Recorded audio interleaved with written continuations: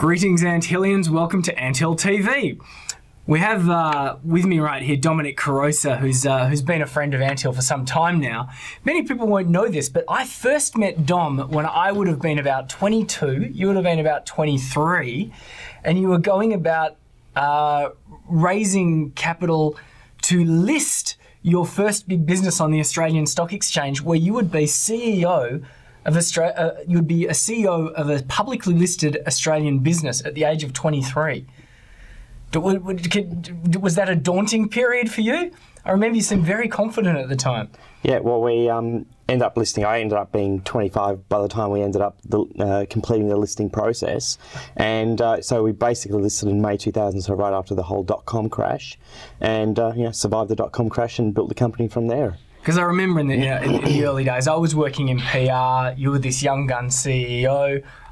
It was like a badge of honour to be swanning around in a black t-shirt and jeans at the time and be running a technology company. You definitely fit the mould. Yep. and then you closed the prospectus about a week before the tech wreck came. Yep. And then listed after that.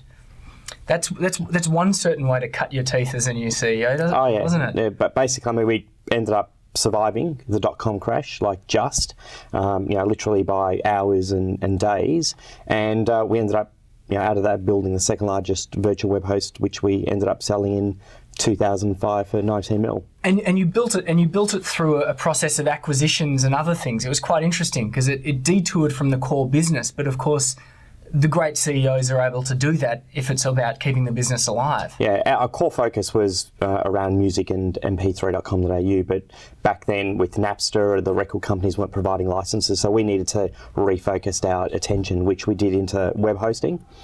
We made 17 acquisitions, so it was a very focused M&A approach, and ended up building a very profitable business, which we then ended up flipping 5 years later. A tough ask for someone in their 20s. I couldn't imagine what it was like or how you would have done it. I mean, it was definitely hard, but luckily I had a really good board and a bunch of mentors that I worked with who had been there and done it before. So sure, was I making mistakes? Undoubtedly.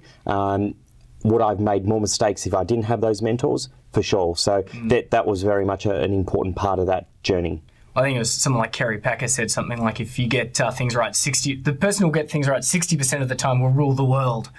Which means we get things wrong. The best of us get things wrong 40% of the time. It's interesting that you spend so much time during that period acquiring companies, because now you've gone and launched your own venture capital fund from the structure of a pooled development fund, which is very good for tax purposes, I understand, and there are not so many of them available in Australia. Now you are going through the process of, once again, acquiring, but maybe a little bit of that organisation and investing in them in terms of creating your own portfolio of Australian technology companies. Yep. Now, it's called the Future Capital Development Fund, not the Future Fund, which is something that the federal government has and has a lot more money in it. Yes. But we just shall call it Future Capital? Future Capital, it is. Wonderful. And the focus is largely on Australian developing emerging technology companies. Am I right to say that? That's correct. Future Capital has been around for a couple of years, and our focus is to invest in internet upstarts. So that is internet companies that have been around for 12 plus months, have got some revenues and some customers. So they've proven their model and they need some capital, but they also need some expertise. So we're very much positioned between an angel and a VC, very much in that venture accelerator space. And we like to put some cash in, roll up our sleeves, work with the entrepreneurs and grow the company, and at some point trade sale. I always find it interesting talking to you about what you look for when you're looking at an investee company. Now, so many organisations in Australia look at angel investment or venture capital or what have you as the holy grail, and I think that all their problems are going to be solved if they can just go about raising some money, which means that they're very interested in this area. You obviously are you would be approached by a lot of people seeking... Daily. I've already had 3 calls this morning. 3 calls this morning. What are some of the things that an entrepreneur that's looking to raise money through a fund such as your own should do to make their chances of success more likely? Good question. I think first and foremost, when we invest into an upstart, what we're really investing into is the entrepreneur, first and foremost. And I usually will take the first 5 minutes to work out whether I like this person or not. And one of the rules that I've got, we've been joined by Noah, the venture capital pooch. All right, go away now, Noah. You want some money from Domenic, eh? Yeah. It's now. What kind of upstart do you have? What kind of dog food?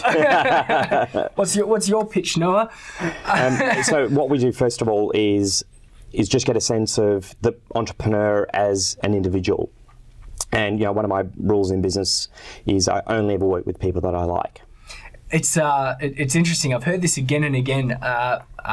Investors investing in the person or the management rather than the idea, because a great idea can be destroyed by the wrong person to run it, whereas the right person can take a mediocre idea, and if things change, they can move with the change. Undoubtedly, and businesses are quite dynamic in their nature, and sometimes you go in thinking that you're going to be involved in this kind of business and this kind of revenue model, and it ends up being completely different. Well, your business was a case in point. It started off in the music industry, ended up in the domain and hosting. And then moved back into the media space after that. And then back into the media space after that. What are some of the things that? So you're saying that one of the things you're looking for is the person. What's a good sign that they know what they're doing? What I look for is someone who's open to feedback. Right. Because occasionally I'll have people that they know it all, and that's typically not the type of person, because it's actually okay not to know about something, but actually acknowledging, I'm not really sure about this. We're currently exploring it and looking at, and we're testing these 3 or 4 different options, rather than someone who's hard and fast. No, that's the way we're going to do it, and because we've been doing it for that way, purely because as things change, what we do today may have to change for tomorrow. And so entrepreneurs that are actually open to that feedback and that mentorship is something that I actually look for when we invest. What's some of the no-nos? Obviously, if they're going to turn around and say no, they're going to not be receptive to feedback. That's a no-no. Are there other things that bug you? Yeah, occasionally we'll have someone approaching us saying, we've got the best thing since sliced bread. It's going to make you millions and millions of dollars, and so that's a no-no. All we need is 1% of the Chinese market. Yeah, and we're going to end up we're going to sell to Google as well. So and list on Nasdaq for $100 million. Yeah. So that's usually I won't say a no-no, but I don't look upon that kindly. Yeah, it's a red flag. And secondly, what I call hockey stick forecasts. So we're going to burn $2 million in cash this year, and then over the next 3 years, we're going to be making $10 million and $50 million profit. That's a hockey stick. That's a hockey stick. And we're forecasting $50 million in revenue, and we're making $45 million in profit. So we're making 90 plus % in EBIT profit. That is not realistic. And anyone in business that's been in business for long enough will know that those kind of margins are not really possible. Maybe 40 or 50% in internet companies, but not 90%. And you'd be surprised the number of plans, even put together by professional advisors, that have these hockey stick type forecasts. So where are you looking at taking the fund now? I think you've probably got about 5 or 6 or 7 companies under investment. We actually just did a deal yesterday, which we're going to be announcing shortly. Okay. And Anthill exclusive? Yeah. Yes. I will announce it in the new year, because we're just. All right. Anthill exclusive in the new year. In the new year, yeah. I'll have a chat with you about it, and so we'll have 8 investments to date. We'll do another cap raising earlier in 2011, which will be a pre-IPO capital raising, and then towards the end of 2011 or early 12, we'll basically list and look to raise 10 or 20. It's interesting that you're talking about the listing approach, and I never could quite understand why until I think that I saw you one day talking about the market valuations of technology companies listed on stock exchange as opposed to private companies. Do you know where I'm going with this, and would you care to elaborate? I think it's just in terms of that could have been about the kind of multiples that a private company will attract as opposed to a public company, and typically public companies are valued 2 or 3 times the amount purely because they're listed and there's liquidity in their stock. And that's where a lot of public companies will play the arbitrage game. They'll buy at a certain multiple, which will be at a discount to their own multiple, and then they'll get the upswing if it's the right kind of deal. But it's more, to put it more simply, if you're running a private company, it might only be given a value of maybe 2 or 3 times an EBIT multiple, and that's how we value the business. So we look at the profit and we multiply it 2 or 3 times, and that's how much we say the business is worth. Once it enters stock exchange land, it suddenly seems to that EBIT can suddenly jump up to a multiple of 6 or 8 or 10 or 12. Or 10 or 12. And some of them on the stock exchange at the moment, like 18 and other strange things. Correct. I mean, that also does come with being a listed company. Does cost about $1 million a year. So there's the actual downside of being listed, and effectively everything you do, positive and negative, is in the public domain. And so our strategy is to list the fund purely to get access to a big chunk of capital. And get access to further liquidity, but to also be able to lift our profile and attract even more really good internet companies to our fund. The other thing as well too is I've noticed that most listed companies acquire through, that they grow through acquisition, whereas a private company will grow its business. Once it's listed, if a company needs to build, they'll just acquire some other businesses. Is that part of the strategy as well too? Once the company is listed, you'll be able to sell different properties within the portfolio to larger organisations that are looking at growing? Well, the strategy with Future Capital is that we look for internet upstarts, we put capital in, we roll up our sleeves and help grow. The way that Future Capital makes money is by eventually selling the company via trade sale to another company, whether it's another private company or a big international company or a listed company. It really doesn't matter. So we'll get involved in that actual transactional process as well and look at ways of maximising value. And what we'll be looking to do is to try and focus on strategic exits as opposed to just a financial exit. And what I mean by that, a financial exit is predominantly determined by, I'm making $500,000 in profit, I sell at a 3 times multiple, that's $1.5 million.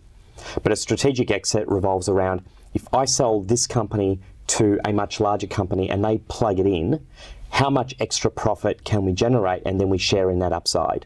Right, so it's not a pure trade sale, it's you might sell it to that organisation and keep a stake of the equity? Or actually get paid not only that $1.5 million for that 3 times, but get paid for a percentage of the upside. Right, okay. So it's a different way of looking at it. Because it is interesting. Most of us don't necessarily think about how much money someone else could make from our venture.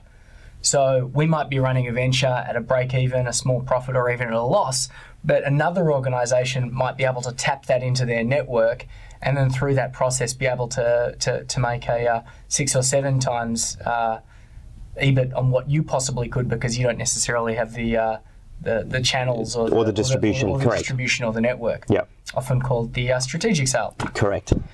It's been very interesting speaking to you, Dom. It's such a complex and interesting area, and I hope that the people at home are thinking about what they need to ask next time they go see someone like yourself when it comes to raising money for their own business. Fantastic. Thanks so much, Dom. Thank you. Till next time, things and what they used to be.